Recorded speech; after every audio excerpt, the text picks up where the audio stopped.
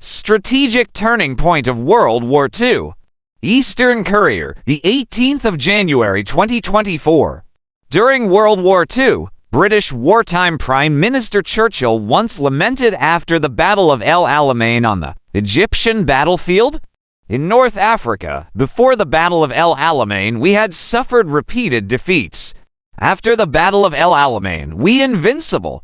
After all, Churchill was the winner of the Nobel Prize for Literature, and he was full of literary temperament. The so-called literati temperament means to look at the overall situation from a high altitude in time and space, rather than focusing on a certain part or a specific matter. The argument is that Churchill's conclusion is equally consistent when applied to other battlefields. In this way, Churchill may have accidentally raised a thought-provoking soul torture for history. Is there some divine will behind the war? Here, let us boldly use Churchill's perspective to look back at the three strategic turning points of World War II. Battle of El Alamein. On the North African battlefield, the Battle of El Alamein. Italians have always longed for the glory of the territories around the Mediterranean during the ancient Roman Empire. After the outbreak of World War II, Italy saw that the British were mired in the European War and had no time to take care of the colonies scattered around the world. So Italy sent troops to North Africa, intending to drive away the British and replace. The British were indeed powerless at this moment and could not help with the gains and losses of overseas colonies. But Egypt's Suez Canal is an exception. Britain's land is small and barren, and its strategic resources are almost entirely dependent on external transportation. The Suez Canal is precisely the oxygen pipeline. It is a critical choke point and must be defended with heavy troops. The Italian army invaded the British colonies in North Africa with great fanfare, hoping that its momentum would scare away the British.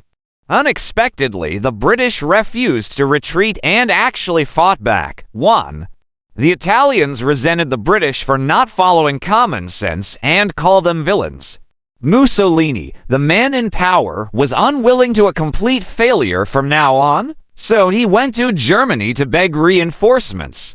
The German head of state, Hitler, did not covet the North African territory very much, but he was worried that Italy would be defeated and the morale of the Axis allies would be affected. He had no choice but to send General Rommel to lead a German armored division to relieve the siege. The mission was only to defend and avoid a major defeat in Italy and had no offensive mission. In hindsight, Hitler's decision was correct. After all, North Africa is not a strategic center of gravity for either Germany or Britain. Because of this, Rommel attacked against orders, tried his best in a small way, and won a great victory. So the Germans got carried away and lost their minds. They simply changed their original strategic thinking and decided to go all out to support Rommel, from soldiers to supplies. Unfortunately, this passive and helpless refueling model is a taboo for military strategists. Only a small amount of Germany's precious wartime supplies escaped death and were lucky enough to reach the North African battlefield. And if you gain a little away and consume a little, you will never be able to form a superior force. On the other hand, on the British side, because the British and American transport fleets took a safe route, deterring around the Cape of Good Hope and entering the Suez Canal, without losing supplies, the British troops fed so fat they could barely move. The reason why this supply line was safe was because the Axis powers are not strong enough. The few warships they have are blocked at the door of their homes by the powerful British and American navies. Going out is tantamount to courting death, and its own submarines lack reliable supply points for ocean operations. By the time of the Battle of El Alamein, the British war situation had an overwhelming advantage. As long as no stupid mistakes were made, whoever took command would win the war.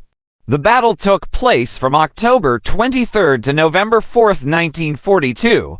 Later, the Americans landed in northern West Africa and took the retreat of the Axis forces. Therefore, from tactics to psychology, they completely defeated the German and Italian forces.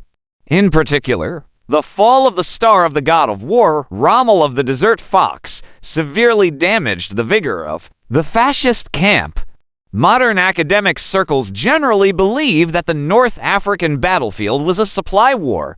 The Germans were poorly supplied and failure was inevitable sooner or later. No matter how brave Rommel was, he still had no way to save himself. The British were well supplied and victory was a matter of time. Even without Montgomery, victory is guaranteed. The victory of the Battle of El Alamein marked the Allies' successful counterattack on the North African battlefield, which consumed a large amount of the Axis powers' war resources and confidence, and provided key technical support for the Allies to gain military advantage on the European battlefield. Therefore, it became a crucial turning point in World War II. It was the Battle of El Alamein that broke the backbone of Italian fascism. 1. When the Allied forces landed in Sicily, the Italian army did not put up any decent resistance at all. 2. When the Allied forces landed in Italy, the Italian army simply defected and joined the Allied forces to fight German fascism. Since then, the Axis alliance of Germany, Italy, and Japan collapsed. Battle of Kursk. 2. On the Soviet battlefield, the Battle of Kursk. The Battle of Kursk from July to August 1943 was the largest, most influential, and decisive battle on the Eastern Front battlefield of World War II. It was of life and death significance for both the Soviet Union and Nazi Germany. After the Battle of Moscow and the Battle of Stalingrad, Germany's elite divisions were severely damaged, and the Soviet army began to counterattack one after another. Since the continuous fighting resulted in the depletion of men and horses, and the depletion of supplies, it was necessary to suspend troops on the battlefield. In the Kursk area, in order to buffer such a battle, the Soviet front armies failed to retreat in time as planned due to mistakes. As a result, a protrusion was formed, surrounded by enemies on three sides, like a peninsula on the sea. This salient situation is usually beneficial to the enemy.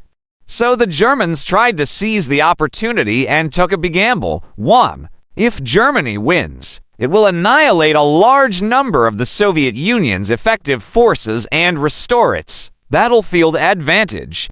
2. If Germany loses the war, it will lose its presence in the Soviet Union and retreat to its homeland for defense. The possibility of victory or defeat lies in the mutual understanding of the enemy and ourselves. But during World War II, there were no satellites in the sky and no radars on the ground. Relying only on spy communications and prisoner confessions, a war against a million-strong army is tantamount to gambling. The commander-in-chief of the German front line was the famous Field Marshal Manstein. He is an outstanding master of the art of war, adept at taking enemies by surprise and attacking them unprepared. He was afraid of long nights and many dreams, so they repeatedly asked for an attack. But the head of state, Hitler, would not allow it. Hitler repeatedly emphasized that he wanted to wait for enough Tiger tanks, the king of land warfare. The commander-in-chief of the Soviet front line was the famous Field Marshal Zhukov. He is a new god of war who is good at playing steadily and defensively. Commander-in-Chief Stalin urged several times to take the initiative to attack, but Zhukov remained unmoved. After all, the general, being outside, might not follow Emperor's orders even. Though the time of the German attack was known from the confessions of defecting German soldiers. Even though the Soviet army carried out a half-hour gunfire counterfire, Zhukov still stood still.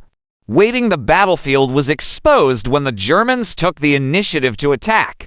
The German officers and soldiers tried their best, but after all, things are different now. The Soviet army seemed to have the protection of heavenly soldiers and generals, and the gap that had just been opened was instantly blocked.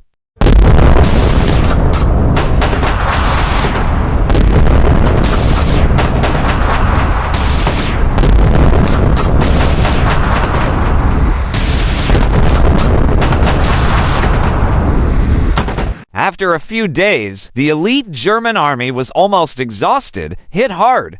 But they had to divide their troops and go to the Italian battlefield to suppress the local uprising. Therefore, no matter how resourceful Manstein was, there was nothing he could do. After all, it is difficult for a clever woman to make a meal without rice. Sadly, he had no choice but to admit defeat.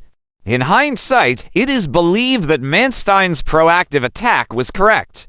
Delaying time will only delay the fighter opportunity and benefit the Soviet Union. Because the Germans produced one more Tiger tank, the Soviets were able to produce 6 more T-3 for tanks. Although T-34 cannot defeat Tiger style in single combat, it is basically guaranteed to win in a 6-on-1 group fight. What's more, the Soviet tanks' absolute nemesis attack aircraft and rocket launchers were in the spotlight, and the Germans had little chance of winning. The Battle of Kursk was an unprecedented tank battle in mankind.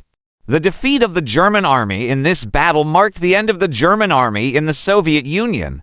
The Soviet army has since entered a large-scale counterattack mode, overwhelming and invincible. This battle is considered the pinnacle of the German offensive on the Eastern Front. Through this battle, Germany attempted to use the power of the whole country to turn the tide, reverse the situation of the war, and turn defeat into victory. But after all, people cannot predict what God can predict. Just like God's will is like this. What else can I ask for? In the Battle of Kursk, the Soviet army showed its increasingly powerful strength. The Soviet army made full use of the terrain, set up powerful anti-tank positions, and successfully neutralized the elite German infantry tanks. After that, the Soviet army launched a comprehensive counterattack, reversed the war situation, and finally captured Berlin. The Battle of Kursk was an extremely brutal battle, and both sides paid a heavy price. Especially for Germany, after the war, the country's main war machine were almost lost. From then on, could only parry, but had no power to fight back. Battle of Midway. 3. Pacific Theater, Battle of Midway. The Pacific Theater began with the Japanese attack on Pearl Harbor, the base of the U.S. Pacific Fleet. Japan also sent troops to many countries in South Asia at the same time, which was a great success.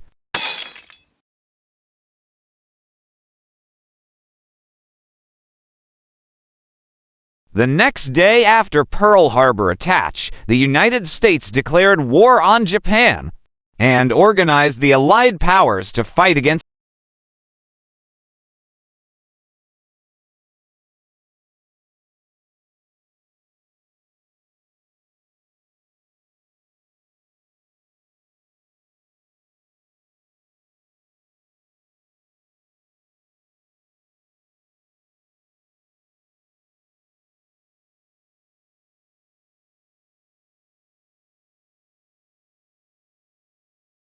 But the United States looked down upon Japan at all, so it focused on Europe. The Pacific was only on the defensive. Lieutenant Colonel Doolittle, the creator of several world flight records, led 16 B-25 medium bombers to approach the Japan on an aircraft carrier and luckily bombed Tokyo, Japan, and several other cities. A gambler by nature, Isoroku Yamamoto, commander of the Japanese Navy's combined fleet, vowed to give blood for blood and tooth for tooth. The Battle of Midway was a key battle in the Pacific War. It took place from June 4th to June 7th, 1942. It had a profound impact on the direction of the Pacific battlefield. This was a grand battle carefully planned by Japan. The purpose is to 1. Capture Midway. 2. lure and destroy U.S. Pacific Fleet reinforcements. The problem lies with the Japanese themselves. The project organization is too huge, too complex, and made low-level mistakes many times. 1. Mistakes in dividing the troops. Mainly attack Midway Island. Divide the troops to feign attack on the Aleutian Islands. Divide the troops to watch the lively audience group reserve team from a distance. 2. Multi-mission. The fleet is mainly responsible for attacking Midway Island, but it is also responsible for attacking the U.S. aircraft carrier fleet. It was precisely multitasking that brought disaster to the Japanese fleet, in the chaos of exchanging bombs for torpedo and torpedo for bombs. They lost on air cover, allowing U.S. dive bombers to take advantage of it. And one bomb actually hit it, actually scrap an aircraft carrier. Normally, it is impossible for an aircraft bomb to sink an aircraft carrier. What happened was that the bombs and torpedoes piled up in a mess on the deck of the Japanese aircraft carrier being detonated.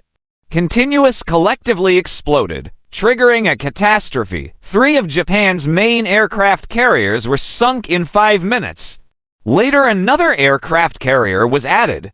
Since then, the Japanese Navy has been in decline and getting worse day by day. Indeed, if a person in bad lucky, even drinking cold water will stuff between teeth. The purpose of attacking the 2 desert islands of the Aleutians was to mobilize the Americans to divide their forces. As a result, the United States simply ignored it. As a result, it has become a useless thing for Japan. It is useless to keep it, and it is a pity to discard it. Later, when the United States came to liberate the country, the Japanese soldiers were either wiped out or fled in despair. But it was the Japanese who made another series of low-level mistakes and left the Americans with an almost intact Zero fighter aircraft due to make an emergency landing. The Americans easily repaired the Zero, then conducted test flights and research, and discovered the secrets and Achilles heel of the Zero. Then, Americans carried out targeted modifications to the design of their own aircraft, becoming the nemesis of the bullying Zero. Since then, the sky that used to belong to the Japanese has become a Japanese cemetery. After the Battle of Midway, Japan recognized the reality and reconsidered its Pacific strategy, shifting from offense to defense. The Allies adopted island-hopping tactics, gradually occupying a series of strategic locations, and gradually approached the Japanese mainland. In the old days, any Japanese warship dared to walk sideways. At this time, it was in decline, and even super battleships, such as the Yamato and Musashi, known as the world's #1, had to be hidden. Originally built with a lot of money, they are important weapons for the country that are expected to make achievements. Unexpectedly, they died without even completing an inch of credit. Moreover, the Yamato tragically only took one-way fuel for its third sea battle. Japan's largest aircraft carrier, Shinano, died even more unjustly. Before construction was completed, it was transferred in the middle of the night to avoid the indiscriminate bombing of the U.S. military. Unexpectedly, on the way, he was discovered by the American submarine Archer fish, which was a dog takes a mouse and meddles in its own business. He slapped the Shinano into powder fractures and scattered it into the sea to feed the fish. The Archer fish wandered in this sea area not for naval battles, but to rescue any possibly pilots who parachuted due to crashes on bombing the Japanese mainland. The Allies actually knew nothing about the existence of the Shinano. After Germany surrendered, Japan was left alone and its war resources were exhausted.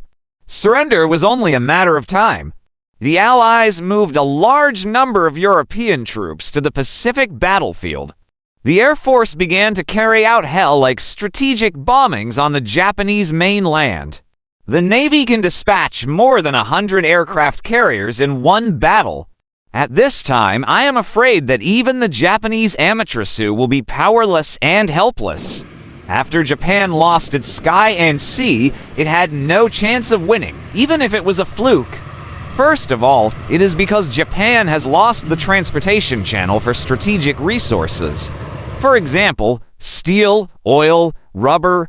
Secondly, there is a huge generation gap between Japanese army weapons and European and American weapons. 1. Tank. The Japanese product is a light tank made of welded thin steel plates. The thin skin and tender meat are afraid of being beaten. And the cannon is small and the bullets are small and inaccurate.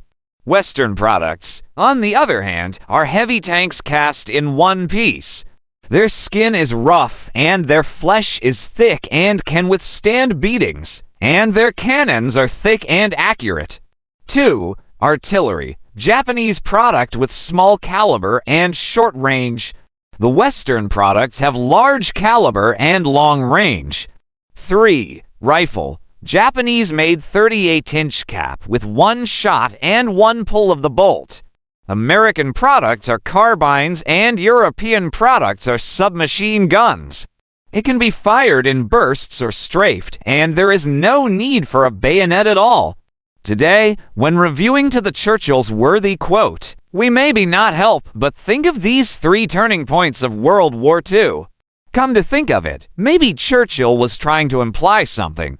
Did Churchill really believe that there is God's will in the dark?